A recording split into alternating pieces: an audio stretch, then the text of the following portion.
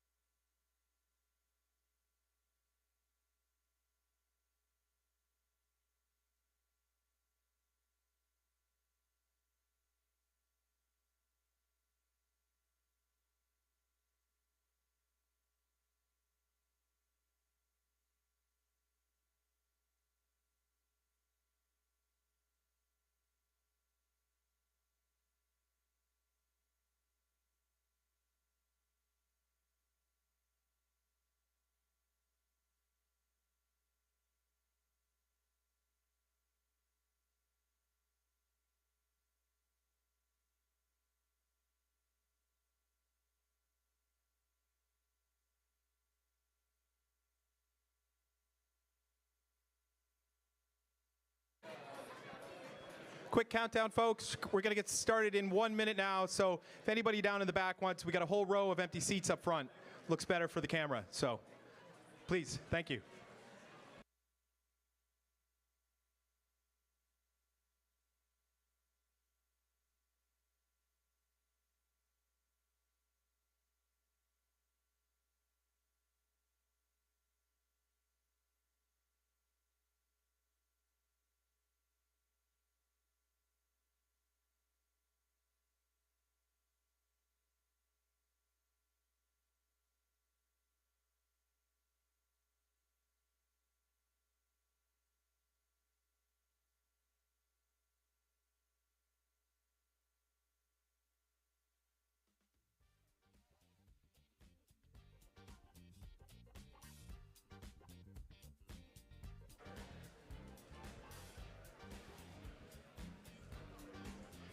Hello, hello, everybody. Welcome to Techstars Web3 Demo Day. Hello, not only to all of you, but hello to the 200 plus countries we have around the world on live stream today. I've always wanted to say this, folks. I'm going to give it a go. Live from New York, it's Techstars Web3.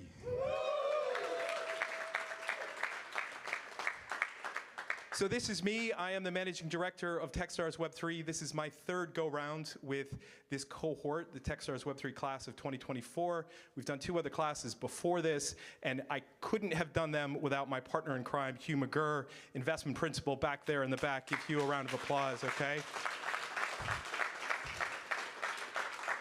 Hugh has been an incredible partner to do this with, and 2 years ago when we did our first demo day, and we had that in Dublin, that's where Hugh and I both live, that I called him the man in the van and the hero from Hoth. The hero from Hoth, his mom got annoyed because he's not actually from Hoth. When she heard that, he's from another place, and so I got some heat for that. But man in the van, he's no longer the man in the van because since 2 years ago, he's now had a little boy named Bo. So we got rid of the van.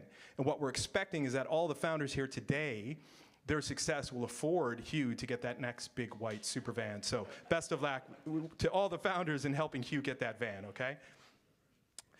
So Techstars, let me tell you a little bit about Techstars. We are the world's most active pre-seed investor, and we are better for founders. Okay, we have 4,000 portfolio companies across 60 different countries, and we have 20 companies that are 1 billion plus in valuation. Unicorns, right? Kind of that term has become a bit cliche, but it's a lot easier to say than $1 billion plus accelerator companies, okay? So we also have 27 billion in all-time graduate funding raised, and we have 112 billion in all-time graduate market cap. So we are a big global business, and that we are founder first, and that's why we are better for founders, okay? Web3 at Techstars specifically, we have made 400 investments in Web3 and Web3 adjacent verticals since the year 2015. Okay, we have $2 billion that has been raised by Web3 founders post their program, and about $10 billion in Web3 market cap. It's a big number. Some of the names that you will expect that you will be familiar with: Chainalysis, they went through the Techstars Barclays New York City program in 2015. RWAs went through the Techstars Berlin program in 2018, and Defense went through the Techstars ABN AMRO Amsterdam program in 2021. And that is one of the main reasons I'm here today, because Defense, I mentored them back in 2021. And I did an introduction to them to an investor who will hopefully, we may see later on today, that was part of their initial funding round and initial funding success. So it's great to be able to come back and do this full circle, okay? Let me tell you a little bit about our Techstars Web3 class of 2024. This is a 13-week virtual program with 12 founding teams. We ran the program from March to May, but we did all the work from September through to January, February of this year to do all of the due diligence around the 600 plus companies that applied for this program. For the 12 that we selected, we invested up to $120K in each one of them, and that we're by their side as partners on their side of the table for life. That is a Techstars for Life promise. This 13 weeks is just the beginning of our journey with each one of these companies. We are global and borderless. Hugh and I, as I mentioned, we are based in Dublin. We bring people to Dublin for the first week of the program because we live there, and it's easier for Hugh and I to just bring everybody to Dublin. But it's a great place to build relationships. It's a great place for people to form those bridges that are critical when we get into those virtual weeks of the program, which can be really tough. We also did our middle week of the program in London to start immersing people into the investment ecosystem there, and we had an investor Shark Tank there, which was a lot of fun. And we also now, this is our week 13 that we do in New York City. We had an investor founder coffee dates yesterday with a good group of investors that came in to meet everybody, and we're going to be doing a little bit more of that later on today. One of the things about this program, and this is on purpose, there will be some companies that you will see pitched today that you'll be like, what the hell does that have to do with blockchain or Web3? And that is on purpose, okay? Because what we're doing is we're looking at this technology, we're looking at these ecosystems and saying, you can't uninvent this, you can't put this back in the box, you cannot stop where all of this is headed, okay? And that we see this as being critically important to the next 5 to 10 years in evolution of technology, Web3, the decentralized internet. And so you're gonna see some of the verticals that you would expect to see in a Web3 demo day: CeFi, DeFi, digital ID, decentralized science, real world assets, DataFi. What you may not expect is to see these intersections with things that have real world appeal: collectibles, artificial intelligence, although yes, still a little bit virtual, sports, enterprise, genetics, creators, okay? So keep your eye out for all these things. These should be things that tickle a funny bone or two in some of you that should be quite interesting for you as you listen to these stories, all right? How do we look at Web3? We take a broad view on this. Sam Williams, who went through RWAs, he calls it the protocolization of composable web services. That's a mouthful, okay? But the view is, if it can be protocolized, it will be protocolized. He and I had a great chat about this about a year and a half ago. I was going down a journey of saying, am I gonna bring some of these other elements of virtual reality and AR into my view of Web3? He's like, Pete, just stop. Just stop. You don't need to do that. It is the protocolization of web services, all right? And it is a definition that we have used because we want to keep this a high umbrella and just attract the best founders and invest in the best founders, and that's what we do. The three things that are really important to us as we look at how Web3 is developing around the world, infrastructure is absolutely critical. Usability, security, and accessibility. And I robbed that three-word tagline from one of our companies last year, Trustware. That is their tagline. It's easy to remember. It's USA. I'm not going to do a USA chant. We'll see if we can get one of those going later at the happy hour, okay? And we've got we still have a lot of work to do on the infrastructure side. And this is something where we look to make some specific investments where we have in the past, and we will continue to do so. Tokenized economies, the financialization of everything. It was very inspired by Balaji Srinivasan's book, The Network State, where he talks about something called the DeFi metrics. Imagine every asset in the world being parlayed against every other asset in the world. And that's where we see all this headed. And it's not just with crypto assets, it's with broader digital assets, it's with real world assets that have become tokenized. We see so much of this happening, and is part of one of the key catalysts to the growth of Web3. Consumerization, the mass adoption of blockchain as a technology, that's our third strand. You're going to see some consumer use cases today that are critically important to where this is going. Some of this, blockchain, the word Web3, crypto, none of that is in their deck. So a little bit of it is, but you would find it very hard to tell it has anything to do with blockchain unless you asked, okay? This is our Web3 class of 2024. You're going to hear stories from 10 of the 12. Two of the companies that came through the program, FileMarket and Savvy, they're going through hard pivots, shall we say, and we will be bringing them back to the world in a few months' time. That is part of our Techstars for Life guarantee, is that we will be there for them as they get through these pivots, and then we'll bring them back to the world, okay? So this is our Airtable. Take out your phones. We've got all the details for all 12 of the companies in there. We have their, for those that, we have their investment memos in there as well for a number of the companies. And we also have their websites, their short descriptions, the founders' names and identities, their LinkedIn, and also a link to get a warm intro to them as well, okay? So check that out. We'll show that up a couple more times. For those out there in the crowd that didn't get the Wi-Fi, password when we first started, it is Civic Hall, I think is the name of the network, and then it is Tech Education for All, with each letter in that, each word, each of the first letters in those words are capitalized. Tech Education for All, in case you need to get those signed up. But I think we should have pretty good cellular coverage in here today, okay? So a couple of thank yous before we get started. Thank you to Natalie Schammel. As I mentioned, Natalie was the program manager on the ABN AMRO Techstars program when I was pulled in as a mentor. And thank you to Natalie for getting me involved into Techstars. And I wouldn't be here if you hadn't have done that. So thank you so much, and really appreciate. We pulled Natalie out of her day job to come in and help us with Demo Day. So thank you to Shirley Romig and Charlotte Bruce from Techstars for helping to make all that possible. Thank you, Natalie. Really great to have you with us on this program, okay? Also, Emily Page, I couldn't just call her an intern. She is a rock star intern. She's incredible. She does the work of 3 people in a third of the time. And she has been an amazingly important part of our team. She was a student at Trinity College, just graduated, and she has done a wonderful job for us this year. So thank you, Emily. Really appreciate everything you've done for us.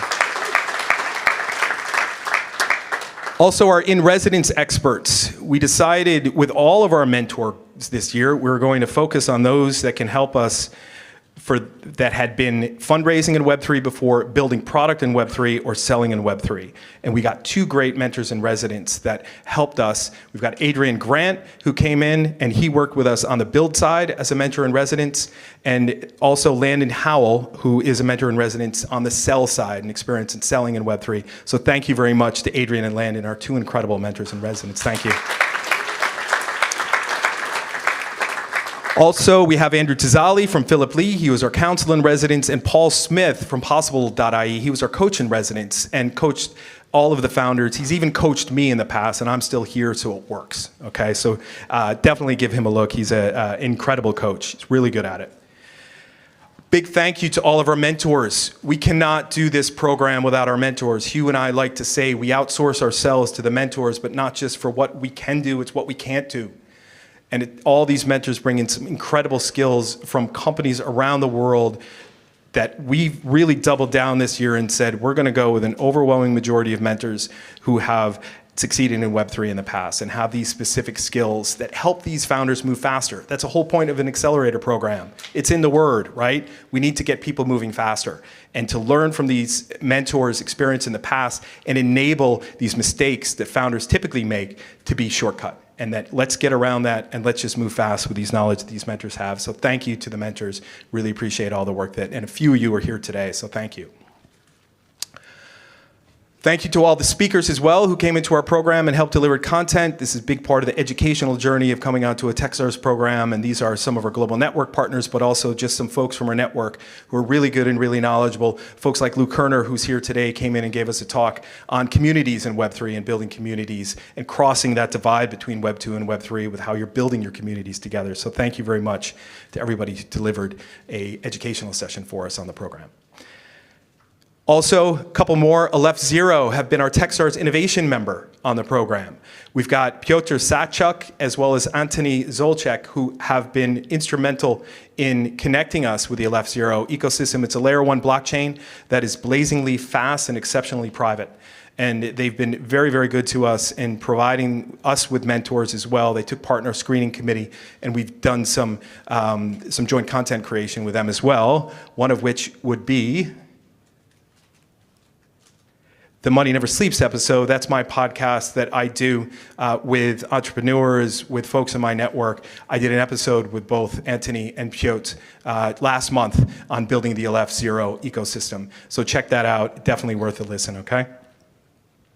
Also, Fidelity Investments are our demo day sponsor here today for Techstars Web3. Fidelity Private Shares is a great product. It's the Carta Killer. Give it a look for Delaware C Corps. Charlie Stevens is here today from Fidelity, so thank you to Fidelity Investments for sponsoring. There's Charlie in the back over there. And also, as always, thank you to our Techstars Global Network partners. We got AWS, Stripe, Brex, HubSpot, Mercury, Deal, JLL, Gusto, and HSBC Innovation Banking. So thank you to all of our global network partners as well. This is our Techstars Web3 class of 2024. We are going to get started in a couple of seconds with our first pitch, okay? One more look at the Airtable before we get started, and we will dive right in. So away we go with our first pitch. I would like to introduce Andrea Maielli, the co-founder and CEO of The Colony.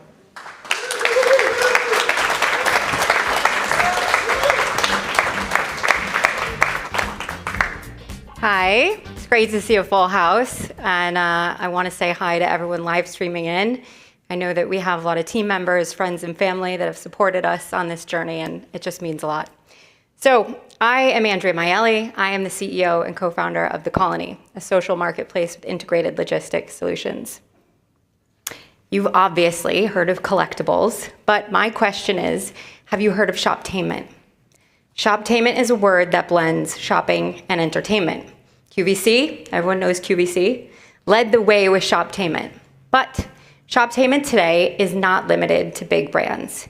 We are seeing millions of individuals leaning into an engaging selling and shopping experience. I want to introduce you to one of our partner brands. This is Chasing Hits, otherwise known as Mikey Iowa.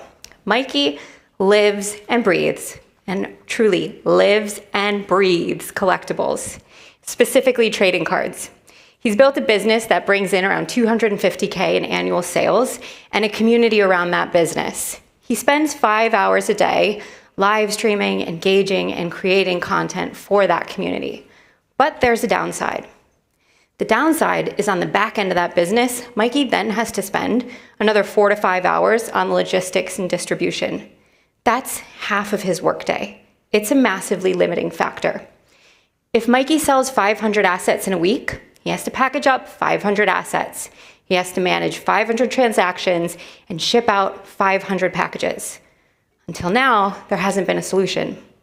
Enter The Colony. We help with the logistics, and I'm going to get to that in a minute. But we also provide a marketplace, further engagement tools, and we give resellers the opportunity to bring in unrecognized revenue with a 1% future rev share in perpetuity while that asset remains on chain. Logistics, how do we do it? We start with a vault. Our vault partner is Brinks. They're a leader in global security. Instead of multiple shipments at the point of each sale for resellers like Mikey, it's one shipment into the vault. By doing that, we just give them back the greatest gift, which is time. I mentioned Shoptainment, but I want to dig into the opportunity a little bit more. Collectibles resellers live here. It's a $300 billion opportunity. But many of those resellers, just like Mikey, also live here in Shoptainment. And we anticipate that number, particularly as a younger generation that's grown up in an online social world takes over those sales, will only continue to grow. On top of that, what excites us even further, about $600 billion of that opportunity comes out of China. The US is at about $35 billion, so the potential for growth is massive. Our go-to-market is clear and straightforward. We start here in Web3. We built our MVP on a layer 2 called Blast, which has a highly engaged community. We go after crypto-curious and crypto-native resellers. We get product market fit in Web3. Then we go after Web2 resellers and Web2 collectors.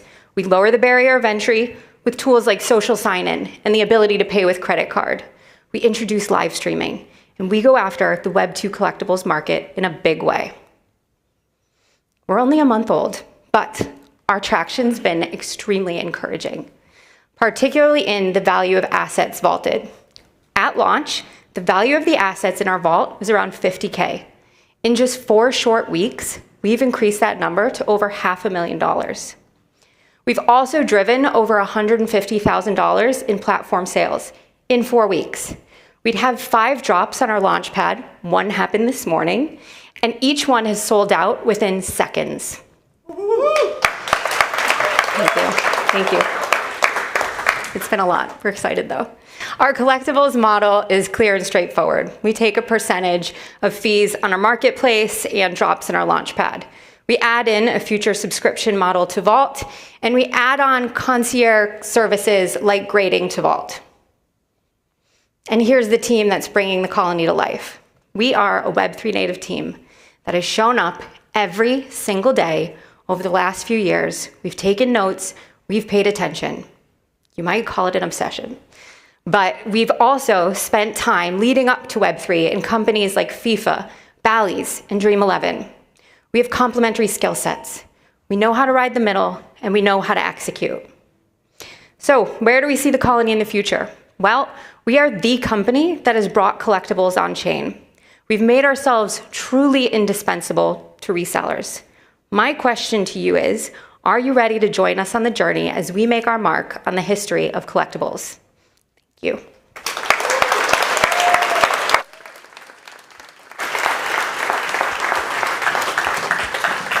Good one, girl. Thank you, Andrea. And Mom and Dad, I know you're watching from Prague, that those are the people that want all those baseball cards that are in your basement. So we got to make sure that, well, I'll give her some of them. We'll see, okay? But thank you, Andrea, great pitch. Next up, we have Fabian Arneodo from SportsSync Tech. Take it away, Fabian. Thank you, Pete. Thank you, Pete. Hi, everyone.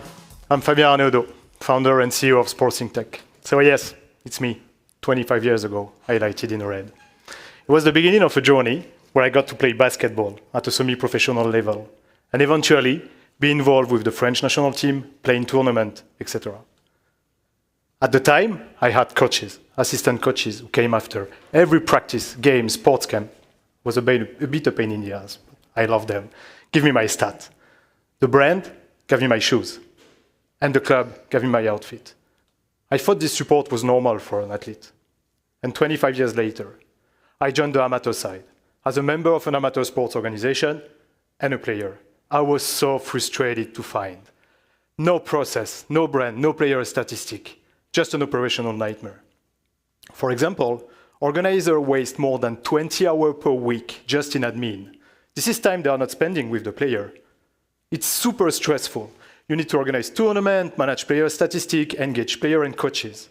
And the brand, you need to maintain a strong relationship. They are asking for data report, player information, etc. At the end, player wants to play, coaches wants to coach. None of them wants to be an administrator. We create SportsSync Tech, the ultimate sports management system, to be ruling the amateur sports globally. all data in one place. And this means easy to use, easy to read, easy to save time. One community, and this means one message, one usage. One brand platform, and this means having strong relationship with brand.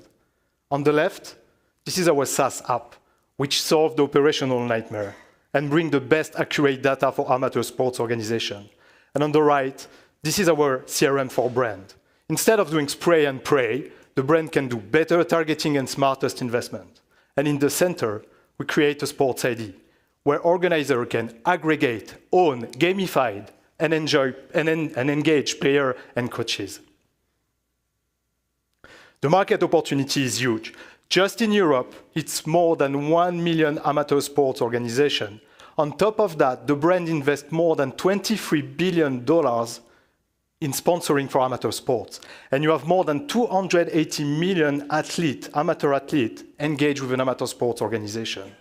I have been living in that market since 15 years now. I met federation, club, organization, athlete. And this is how we get there. We find the product market fit, and this is how we start. Our business model is simple. Organization, subscription, period. The athlete do not pay. It's a B2B play with recurrent revenue. The result, we are growing 50% month over month. Where are we now? With more than 7,000 users in less than 3 months and 40K revenue. We will hit the end of the year with 400K revenue at the end of the year and 35,000 users. On top of, thank you. On top of that, we already onboard well-known brands such as Puma or Derby Ball, and we are also a part of the IMG Academy and the NCSA affiliate program, allowing us to send young amateur athletes to apply for a scholarship in the US. The team strike the best in between the builders and sellers, with a tremendous experience in tech and sports, coming from different companies, Puma, IBM, Consensus. And we have the chance to have an Olympic athlete with us, helping us to close and drive top sports amateur organization. Sports in Tech will be the center of amateur data hub. It's a $65 billion opportunity. So join us to enable amateur athletes to play like a pro. And to finish, 1 hour ago, we got selected by the EuroLeague Basketball to be on the top 16 project for next year. Thank you.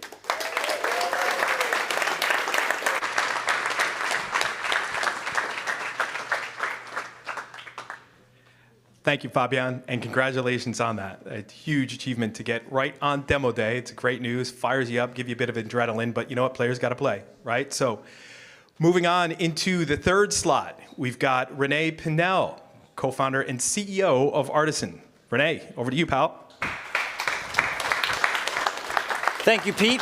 Let's give a big round of applause for Pete and Hugh. You can do better than that. Maybe some foot stomping?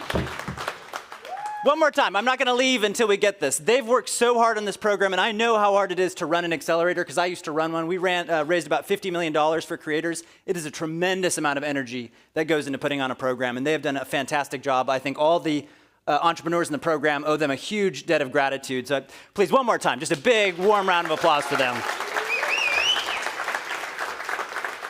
So I'm Renee. I'm one of the co-founders of Artisan. And at Artisan, what we do is we help brands 10x growth for their ecosystems. Each year, brands dump $250 billion trying to grow their ecosystems, but most fail to scale. It turns out growing your ecosystem is incredibly hard. It takes a tremendous amount of energy, time, and money to organize a hackathon, to run a grant program, to host events. But there's a deeper problem. Brands are missing the true source of growth, and that's creativity. From the natural world to industries to social movements, creativity is the true source of growth for all ecosystems. Artists, scientists, coders, and creators, these are the people who drive the world forward. They're the ones who are making the breakthroughs that all progress and prosperity stem from. They're the ones who are making the world rich, and yet most creators are poor. We see an opportunity here. Brands, they've got a lot of money, and they need growth. Creators drive growth, and they desperately need money. Introducing Artisan. Only Artisan fuels your growth by funding top creators. Each season, we curate and fund new projects at the frontier of art, science, technology, and culture. These projects have raised close to $2 million from major brands like Microsoft, the Tribeca Film Festival, Protocol Labs, Unity, and many others. So how does it work? We make it really easy for brands to launch match funds on topics that are important to their business. These match funds attract top creators, as well as money from true fans and mission-aligned sponsors. We pool this capital and deploy it towards amazing projects that grow your ecosystem. When you launch a match fund on Artisan, you reach over 20,000 innovators in art, science, technology, and culture. These are the people whose work regularly premieres at major institutions like Sundance. They speak on the main stage at TED. They go through accelerators like Techstars. These are the creators who are rebuilding the world and who deserve our support. One of the coolest things about Artisan is that when you contribute to a match fund, we amplify your impact. We take your money and we pool it with money from fans and with money from mission-aligned sponsors, and we boost the total funding that's going to the projects, the people, the causes that are important to your brand and to your business. This can amplify funding by 4x, 16x, as much as 37x. And here's what some customers have to say. Chris from Console says, Artisan helped our community hit 12% weekly growth. And we were able to do this by boosting funding for their ecosystem by 4x. Christian from Mona says, funding grew by over 1,000% for projects in our ecosystem. We boosted funding by 16x for them.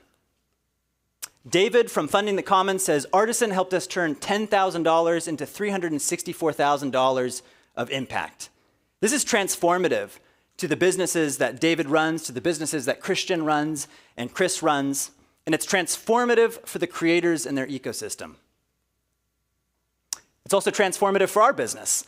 The North Star metric for Artisan is the total funding raised by creators. And I'm very pleased to share that every season since launching, we've doubled that number. We're in season 4 now, and creators are on track to raise well over $1 million. And this is also how we make our money. Our business model is complex and overburdened. I mean, simple and easy. We take just a percentage of the funding that flows through the platform. We're profitable. And it took a Kickstarter about 6 years to get to $1 billion. We're on track to do it under 5. You can clap for that, or just say, whoa, that works too. But the reason we're going to win is because we understand this problem space better than anyone. We've built product and run marketing at major companies like Meta and SoundCloud, so we understand the problems that major brands face. But we're also creators.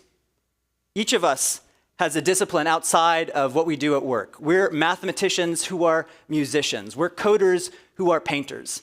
I myself am a 5th-generation artist. Everybody in my family, going back to my great-great-great-grandfather, was a painter, a singer, a dancer, a filmmaker, a vaudevillian acrobat. So we understand on a deep cellular level the pain that creators face, the problems that they face, and that's why we're going to solve it.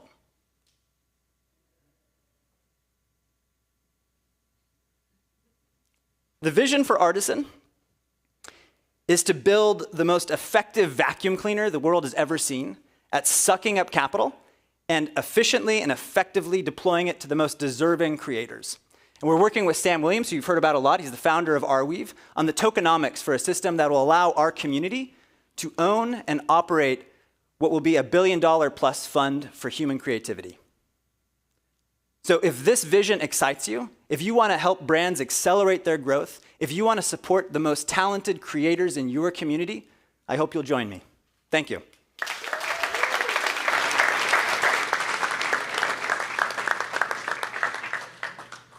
Thank you, Renee, and thank you for that very warm opening. Really appreciate that. And I just thought of another thing that you could have done with your pitch, which you could have done like a little cartwheel off the stage, given your family of acrobats and vaudevillian. But we'll work on that for the next one, okay? So next up in the fourth slot, we have Nick Mason from Proofspace. Over to you, Nick. Thanks, Pete. Hey, everyone. This is a great room of people. Thank you so much for making the effort to come down here. My name is Nick Mason. I'm the CEO and one of the co-founders of Proofspace, which is a decentralized identity platform. Not long ago, I got a call from my co-founder, Viktor Rodchenko. Nick, it's effing Microsoft, he said, referring to our biggest competitor in a multi-million-dollar deal that we were pursuing. Now, we've collaborated with Microsoft in the past, hence the cute picture on the wall, but we've also competed against them. And let me tell you, it'll come as no surprise to any of you, they're a very tough competitor. 4 months after that phone call from Victor, it was my turn to ring him. Hey, Victor, we just beat Microsoft. While almost every part of the online experience has improved, identity remains a lousy and unsafe experience for people and a $100 billion cost center for enterprise. And that's driven by growing rates of identity fraud globally. We believe that's because people have lost control of their most important asset, their digital identity. This is backed up by hundreds of product managers who've told us how much they resent the trade-off that the increasing rates of fraud create by adding additional steps into the user experience, ones that we all experience every day online, which kills conversion rates. The answer lies in decentralized identity. Put control of data back into people's hands and let businesses cryptographically verify that data. While lots of the companies in this space are focused on the end-user identity wallet, that's only 50% of the story. The other 50% happens on the business side, and someone's got to look after the big guys, right? Proofspace is a decentralized identity platform that enables businesses to scale trusted data. Designed for the happiness of people and enterprises by marrying increased enterprise security with greater end-user convenience and control. Our no-code tools for web and mobile, combined with powerful APIs, are already delivering to market solutions for reusable KYC, automated onboarding, and passwordless access. We charge our customers a fee per monthly active user, and we have advanced modules that can be licensed by large enterprises separately. We've grown our revenues by over 200% in the last 9 months, and I'm excited to say that we're on track to hit $1 million in annual recurring revenues by Q2 2025. But more excitingly than all that is that 50% of this growth is being driven by signed channel partnerships. And so that's where we're going to focus for our go-to-market. Thank you. Did I mention that we beat Microsoft? The result of that deal is a signed contract that's already generating revenue, and it will bring us $3.5 million over the next few years. If we're able to achieve that with just 7 engineers and only myself on the business side, imagine what we could do with more. To give you a sense of the scalability here, if we take that $3.5 million as the customer's lifetime value, that represents a 700% return on the cost of customer acquisition. And with CAC to LTV ratios like that, and a pipeline that's full of customers like this, I think that with a proportional increase in operational expenditure, we can repeat this success. And that's in a market that has potential for years of high growth ahead. We're focusing initially on unregulated use cases within mid and large enterprises. But value in this market will continue to be unlocked by favorable regulations, such as those that are already passed through the EU Commission, by growing interoperability, such as what we're seeing at the W3C level with standards being approved there, and the continued pressure that will be provided by the growing rates of identity fraud globally. It's not unreasonable to assume that by 2028, there will be billions of identity wallets on the market. And it follows that businesses will have every incentive to interoperate with those wallets. And Proofspace will be there for them. I'm a serial founder with a past exit, and my passion for identity is rooted in more than 15 years of working with people who have no formal identity at all. My co-founder, Victor, is our CTO, a former lead engineer from Playtech, and a scientific researcher with more than 25 years of building experience. Our other co-founder is Sasha, who used to be the head legal counsel for Microsoft's public sector team worldwide, where he negotiated the first HIPAA-compliant cloud deals. Together, we're inviting you to join us on a journey to a more personalized identity experience, where we replace fragmentation, fraud, and risk with trust, convenience, and control. Thank you.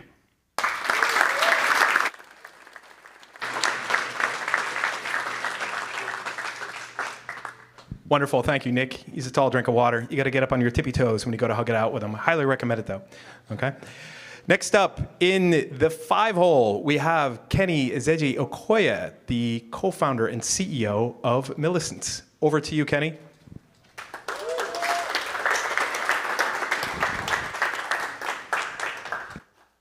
Thanks for the ice hockey joke, considering I'm Canadian. I like that. Nice touch.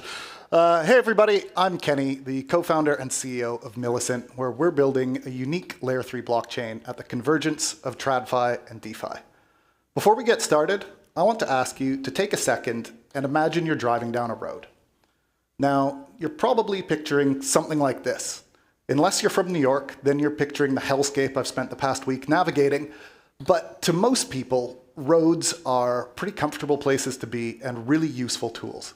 They're public goods, they're accessible to everyone, and they come with a few low-friction, common-sense safeguards, like stop signs and driver's licenses, that help to keep everyone safe. But in the world of finance, we're still trapped between extremes. We've got the Wild West on one hand, and tightly controlled walled gardens on the other. And that common-sense middle ground that thrives in most industries is largely absent. And as the Wild West of crypto matures into the mainstream, the DeFi trading institutions and individuals who once chased really high risks to secure high rewards are increasingly looking for more sustainable and diversified yield sources, as well as regulatory and capital safety. And while tokenized real-world assets are starting to emerge as a safe harbor, they remain largely siloed, used only for holding in an industry whose entire selling point is the composability that makes the sum greater than its parts. And that's where Millicent shines. Millicent's a Layer 3 blockchain dedicated to financial services. Institutional grade, but retail friendly, Millicent integrates privacy-preserving compliance tools at the chain level in order to unlock the composability of tokenized real-world assets without sacrificing on DeFi's freedoms and innovations. Now, this results in the opportunity for increased yields on lower risk positions. Uniquely, Millicent's also home to a core set of protocol-owned financial applications that unlock some of those unique use cases. For example, on Millicent, rather than collateralizing a trade with a non-interest-bearing asset like a stablecoin, you could use a tokenized real-world asset like an interest-generating treasury bill or a corporate bond to do the same thing, or any other range of applications cross-pollinated across TradFi and DeFi. And this synergy between applications and infrastructure unlocks rewards for network participants beyond merely governance to drive real yields to network stakeholders, driven through sequencer fees and exchange fees that can really power a growth and retention flywheel that isn't possible elsewhere. So just like today's roads, Millicent is a public good that sits in that common sense middle ground where billions of people already feel right at home. Our go-to-market strategy starts with sophisticated DeFi users. That's a clear market with meaningful funds and meaningful pain points. Moving from there, we expand outwards to more crypto normies, people who use centralized exchanges, as well as crypto-curious institutions and individuals, before eventually TradFi jumps in with both feet in what Boston Consulting Group and Citi are predicting will be a $21 trillion digital asset market by the end of the decade. And Millicent's special sauce lies in the foundations that we've already laid on both sides of the digital divide.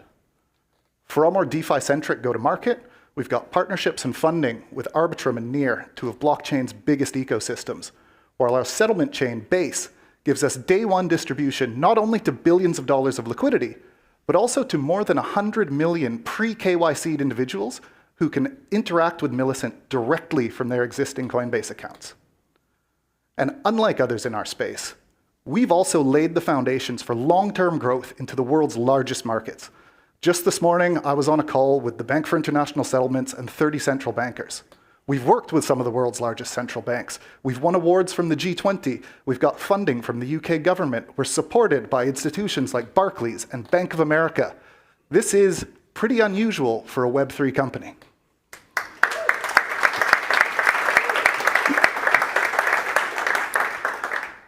And this is the team that will bring Millicent's vision into reality. I'm a two-time founder with an exit at my previous company. I also sit on the Bank of England's CBDC Technology Forum. Stella is a Harvard MBA who spent time in tech ops at JP Morgan, and she also used to run Goldman's Global High-Tech Investment Banking desk, while David used his background in quantitative financial maths in roles in product architecture and strategy at Bank of America, PwC, and Tendermint. And what all this boils down to is that we're the right team at the right time with the right strategy to help make global capital markets more open and democratic, and also capture a meaningful portion of what will soon become a $20 trillion market. And if you would like to join us on the journey, please get in touch.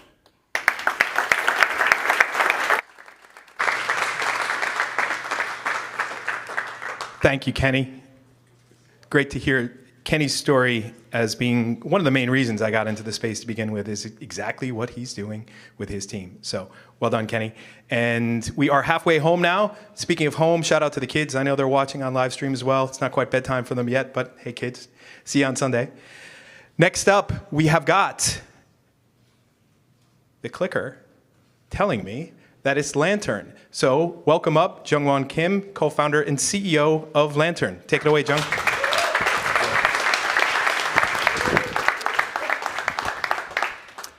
All right, who here loves selling crypto and paying taxes on it?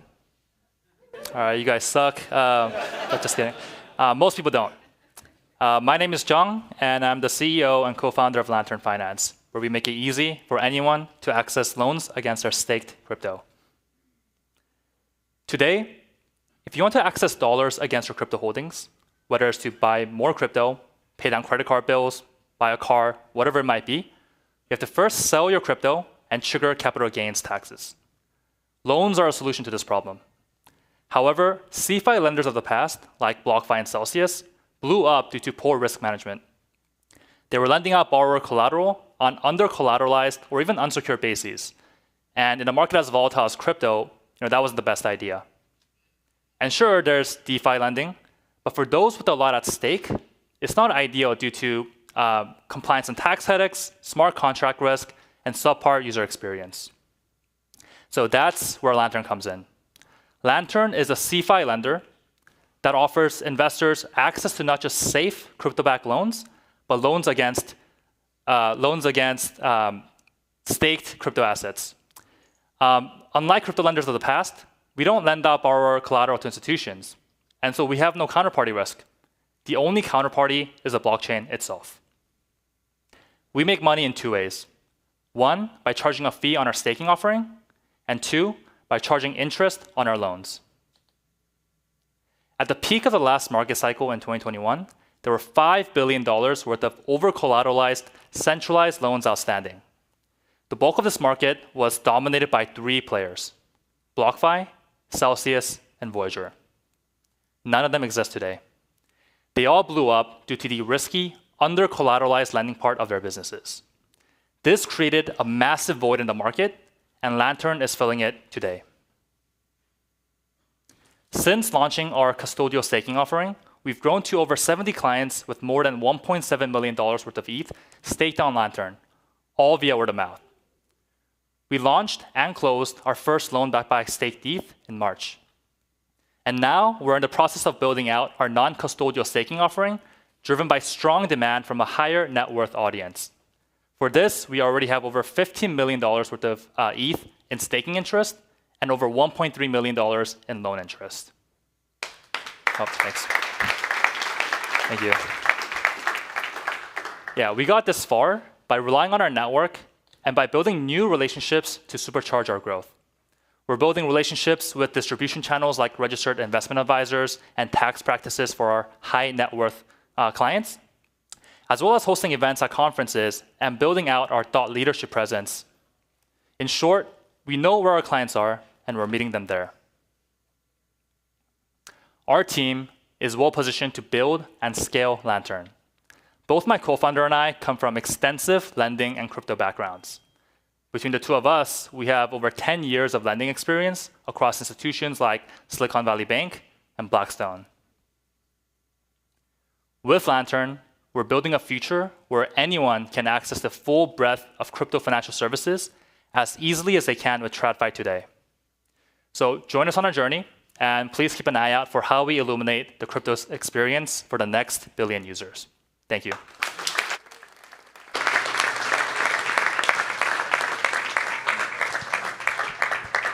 Thank you, Jung. That's great. I am a proud Lantern customer. Definitely check it out, okay? Next up, we have Tiago Ferreira, co-founder and CEO of Fair AI. Over to you, Tiago. Thank you, Pete.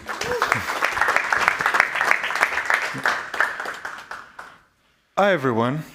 Let's imagine for a moment that you are Anna, the CEO of a promising healthcare company. And, like everyone else right now, you want to use AI in your product to leverage it. So, what would you do? You'll most likely go to Google and search about it. But then you quickly realize that you actually don't have any tailored solutions for your needs. So, you go to the next step and basically try to hire someone. But that's quite expensive and it's not on your budget. Lastly, you also realize that even if you find someone, and that someone would be cheap, you would still need to handle the hardware management of the AI model, and you don't know anything about it. Well, then you just give up. And Anna isn't alone. 91% of the companies are currently struggling with AI integrations. And, funny enough, you have an open source AI community that has made more than 1 million AI models and could build the solutions that Anna needs. However, they are also struggling with their own problems. First, they want to build a sustainable business, meaning that they want to transform what currently is a hobby in a full-time job. But in order to do that, they need to do better solutions for companies. But they don't know exactly what companies want. And lastly, like Anna, they also don't want to handle the hardware infrastructure. I know this for a fact because me and my co-founders, we have been active members of this community for the last 6 years. And as members of this community, we know that you have some products that can help you finding models for your needs, and also some products that can help you providing computation for those models, and a couple of products that can help you finding someone to build solutions for your needs. But wouldn't that be great if you'd have a solution that would do the three at the same time? That's why we are building Fair AI, just a simple and functional AI marketplace. Whoa, how is that possible? Well, glad you asked, unexpected gentleman. Well, it's quite simple, actually. It's quite simple, actually. Users and companies, like Anna, can state problems on our platform, and then the open source AI community can build those solutions. Then we link those solutions to any hardware provider out there, being those a simple cloud provider, a decentralized computation network, or even your sister's computer. Our product is live, and you can already find in there some tailor-made AI solutions. And because we use blockchain as a backbone, we allow our users to own and control 100% of the AI-generated content. And that content and the solutions are easily integrated in any product out there through simple APIs. We launched our product on a beta phase, and during that beta, we obtained 90 organic users that made more than 1,000 transactions. And now we are targeting businesses. And those businesses, we already, since the start of Techstars, we achieved 3 of them, 3 integrations. And basically, we are now allowing these companies on DeFi and healthcare in using AI in ways they couldn't before. Because we are in the AI space, we are in these markets that is expected to achieve 1 trillion market cap in the next decade. And because we are decentralized, we aim to serve the Web3 industry first. And through connections that we obtain from past experiences, we are well positioned to also to start targeting the small and medium industry afterwards. Our business model is quite simple. We charge a 10% platform fee for all transactions happening in our marketplace. Talking a bit our team, we are 3 software engineers with Web2 and Web3 experience, and we have been working together for 7 years now. And we are also AI and blockchain academic researchers. That's why you should follow us in making a much more transparent, democratic, and fair AI. Thank you.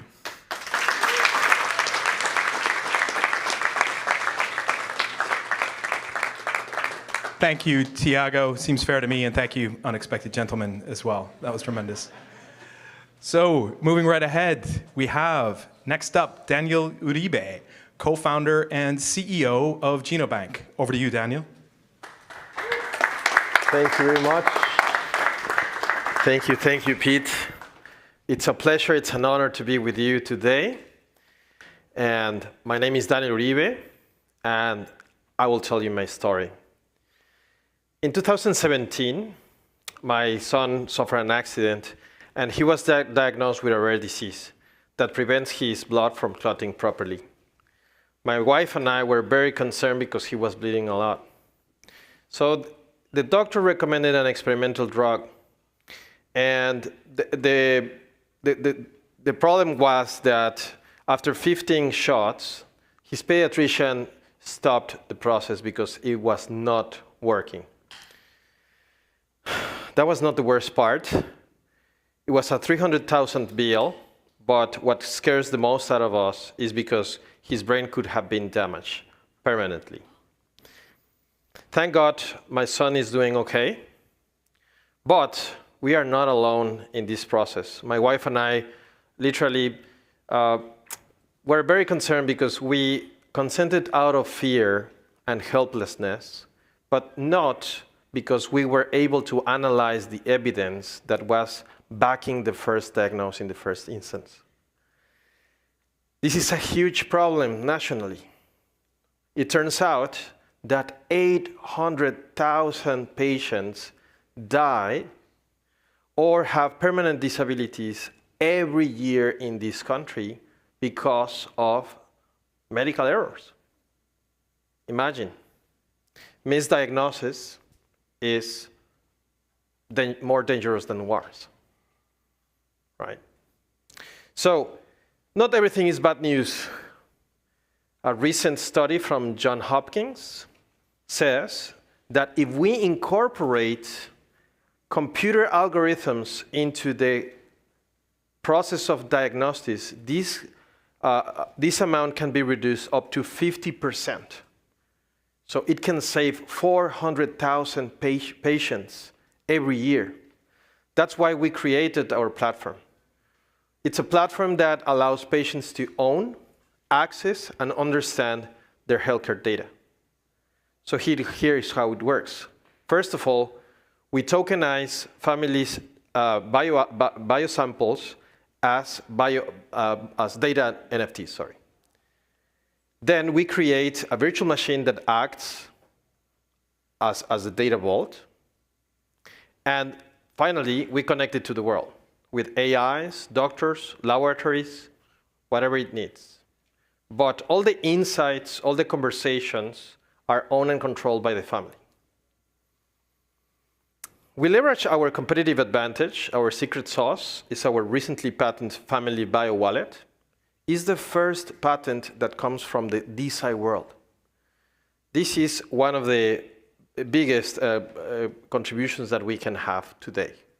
It allows laboratories to have a digital identity and deposit the data directly into the family's vault using Web3 methods. This not only ensures families' privacy, but also gives data provenance and interoperability in this super siloed world.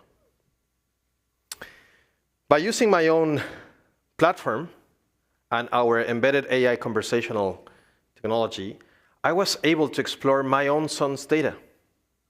And guess what? Yes, we were misdiagnosed. My son was misdiagnosed, and now I understand why those 15 shots didn't work. The good news again is that we have a new target. That's how we call it. Right? There's hope. And that's basically, and the most important message that I want to give today in front of you is that we want to democratize the access for every single family, every single individual to, again, own, access, and understand their genome using AI, using Web3 technology, or whatever we need, right? So again, as we say in crypto, let's verify each clinical decision based on data. It saves lives, right? So our model is simple. We charge $4.99 a year per vault. It includes an unlimited interactions with the AI, Copilot. It includes a 24/7 clinical concierge. And the main purpose, again, is to decrease misdiagnosis. It's data-driven medicine. The virtual medicine market is huge. It's a huge opportunity to serve individuals and families. We are thinking to partner with family doctors, genetic counselors, hospitals, laboratories, and rare disease communities. We decided to start Techstars to focus on families. So far, we have 35 families only these 12 weeks. And just one family referred us to other 7. Family stock. It's super viral, right? So by the end of the year, we think we're going to serve more than 1,000 families. And by the end of 2025, we think we can serve 10,000 families. So we are in our way of what our 1 million RRR by 2025. Our team consists on a very specialized team that we are experts in genomics, AI, blockchain, and data law, as all our solutions are think about HIPAA compliance, GDPR, and so on and so forth. Actually, we exceed, because now we are making the family the owner and controller of their information. That was basically why these laws existed. But now, they are in control. Finally, I see the future like this. We want to contribute to create the largest network of connected families benefiting from Web3.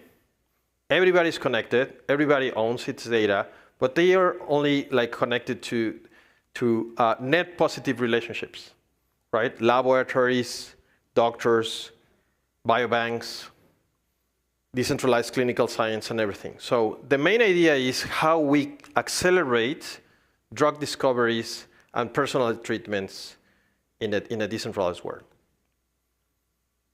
I just want to leave with this last message.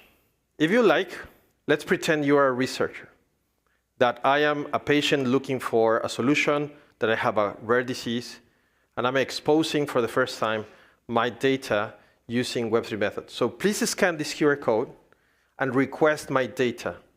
Please create your first bio-wallet. More than happy to share with you as long as you sign the consent, right? But this is the future, is how we will interact, how we'll crowdsource for knowledge in the genomic space using Web3. Thank you very much.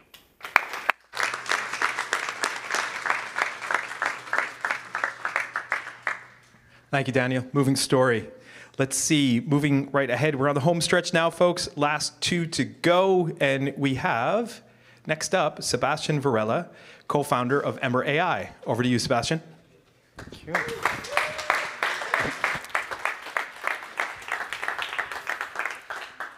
Hello, everyone. Thank you so much for taking the time every day to be here. My name is Sebastian, and I want to introduce you to Ember AI. Imagine this. You get a text from your crypto trader friend. I can't believe that token I was telling you about did a 20x right after launch. You got in, right? Right? But you didn't. You never get time to do the things you intend to do in DeFi, because doing things in DeFi looks like this. That's 1 outcome and 8 intents. 8 steps, 4 websites, at least 20 clicks. It's so bad that 76% of users coming into DeFi leave. And everyone who's in DeFi is constantly missing out because of inaction. We know what we have, and we know what we want. It shouldn't be this hard. Introducing Ember. Making DeFi as simple as texting a friend. Just tell Ember what you want to do and how you'll pay. Ember sets it up for you, and you sign once. No browsing around, no confusing language, no waiting. It's so simple, you could pull out your phone right now. Actually, you guys probably have it out right now. And perform a transaction. For users, we're compressing 8 steps down to a single message and a signature. For developers, it's 1 code snippet and 5 questions. That's it. And waiting for them at the other side is the Web3 child Stripe and Intercom could never have. From everyday people using DeFi to those handling millions, we all feel the pain of navigating DeFi. It's a $180 billion opportunity just in crypto. Financial services coming soon after. We're positioning ourselves to enable the AI agents to perform all kinds of digital actions. We're living through a once-in-a-lifetime opportunity and a pivotal convergence of technology. Yet crypto portfolio management is still in the Stone Age. We're wrapping all of this innovation into Ember. In the land of network effects, we go to the networks directly. We're working, we're deploying to Arbitrum all over the Arbitrum L2 and are working with pre-launch blockchains to integrate their start apps from day one. We're putting Ember everywhere and within everyone's reach. We're on dApp's websites, on their community chats, on your social media and messaging platforms. We're launching early Q3 with 5 key players in the Arbitrum ecosystem and are about to unlock this experience to over 20,000 people waiting to become Ember users with an Ember companion coming in Q4.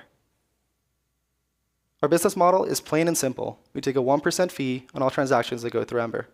That doesn't matter if it comes from a DeFi app front end, a Twitter DM, or another AI application doing their user intents with us. We've been building in crypto since 2013 and in AI since 2014. Having patented AI and gained money on it before, we've been working together for over 3 years and are happy to continue pushing forward on our long-lasting passions. Today, 30% of DeFi activity is manually executed by humans. That's someone sitting at a computer painfully transacting. We're using AI to make that number 0. No more alpha missed out on.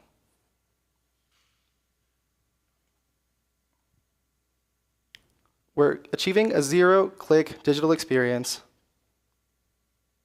for everyone by building the tools that you guys need for your AI agents to achieve all your goals. So you can get out there and touch some grass. Spend less time doing and more time doing what you want with Ember today.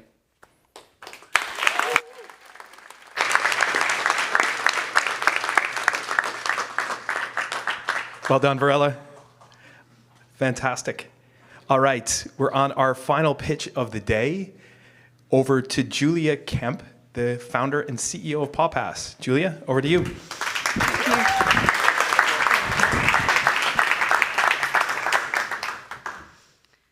Over 87 million households in the US have a pet, which means we must have some pet owners here this evening. So you've just made it through 9 pitches, which I'm really grateful for. So I'd love to hear a massive cheer if you've got a dog, a cat, or a pet. Now, pet owners love to tell me that their pet is their best friend, or even their child. But this evening, I want to tell you a story about my best friend. Napoleon came into my life just a few years ago, and he taught me the love, the compassion, and the friendship that a pet can bring to us. Which is why, when I was relocating from Spain to San Francisco, there wasn't a doubt in my mind he was coming along with me.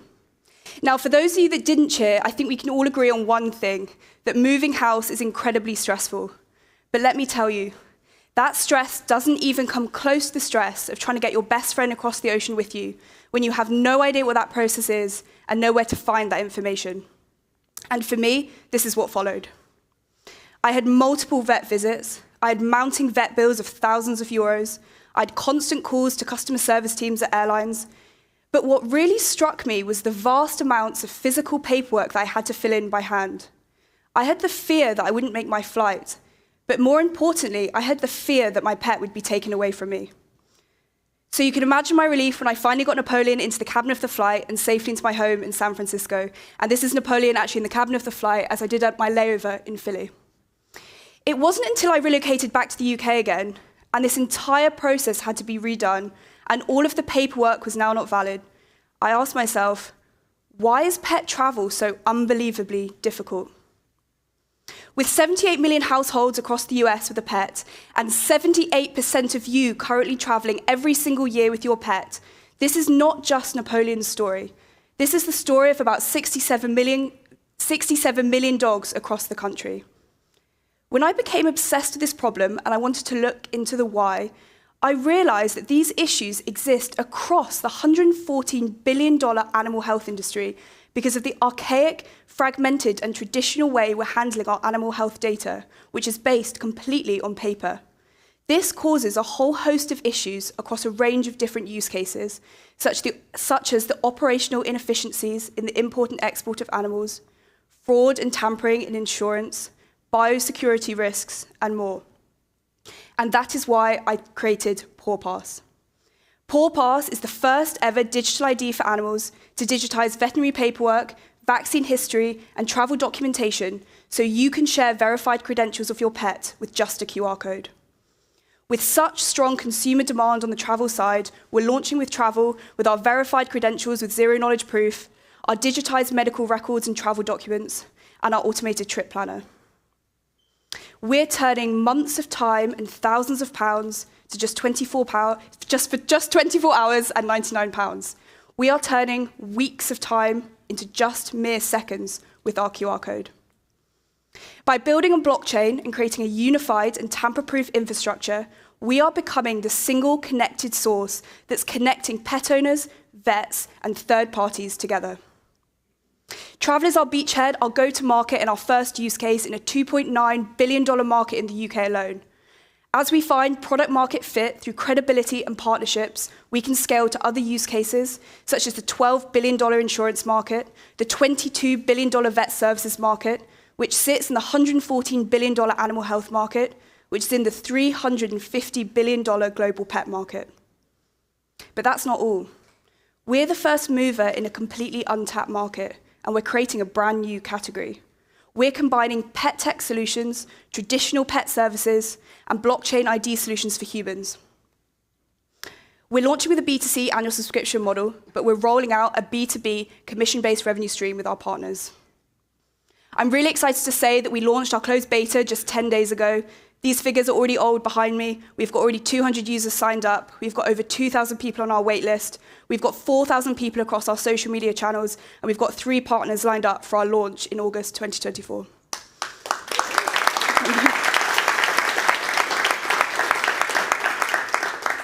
And with the perfect team to execute this. I'm an ex-founder, and I've got over 10 years' experience in growth and user acquisition for early-stage startups in blockchain and travel industries. I'm supported by Q1, who's got over 8 years' experience in back-end blockchain development. And we're all united in one single mission. For every pet in the UK, the EU, and the US to have a digital identity by 2030. So grab your boarding pass and join me as we revolutionize animal health and transform the lives of pets and their owners worldwide. Thank you so much.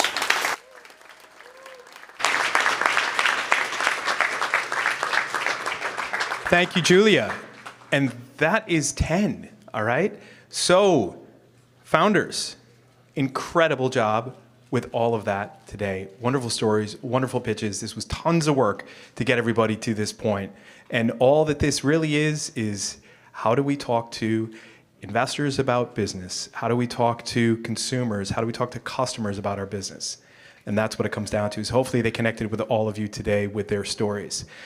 Again, up behind me is the QR code for the Airtable for all the details you would ever want to know about the Techstars Web3 class of 2024. So please have a look at that.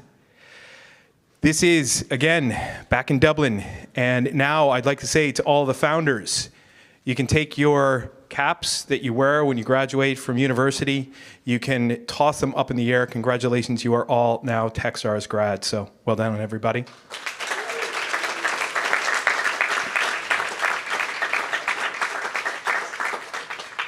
Next up, hopefully all of you feel accelerated, not just the founders, but with the stories that they told today that hopefully got your heart racing a little bit. Mine definitely is accelerated. We have coming up our investor founder speed dating. So for those investors that are with us that have red dots on their name tags, they will be participating in the tables over there to the right. But we're going to take probably about 10 minutes just for people to grab a drink and hang out and say hello to folks before we get that part going, which is the last part of our agenda for today. After that, we've got our happy hour from 6:30 p.m. at Hidden Lane, okay? So that is happening. I'd like to thank all the folks from Civic Hall for doing this for us today and providing such a great facility, and obviously everyone who helped out to get all this done today. So with that, I'd love to call the founders up to the stage for a picture, and we will get on with the rest of the ceremonies, all right? Thank you, everybody.